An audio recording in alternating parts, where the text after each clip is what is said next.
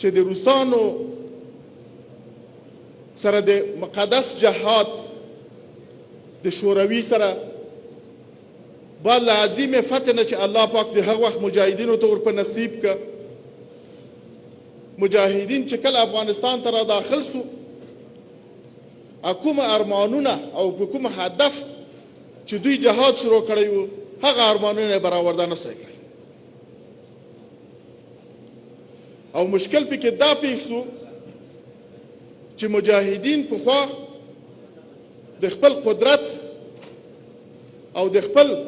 جاه و جلال و عظمت او د خپل شخصي منافعو په خاطر باندې په خپلو منځو کې سره لوی اختلاف شروع چې د دې اختلاف په نتیجه کې په افغانستان کې په لسګونو زره انسانان خپل ژوند له لاسه ورک او د افغانستان اکثره ښارونه لوی ښارونه لکه د کابل بالکل له خاورو سره خاورې شول ورونه شاهدان دي چې ښځو سیاسرو ناموسو له څلرم او پنځم منزل نه ځانونه راواچول د خلکو په سرو کې میخونه ټکویل سو دا هغه وخت و چې افغانستان خدای ناخواسته په څو ټوټو ویشل سوی وای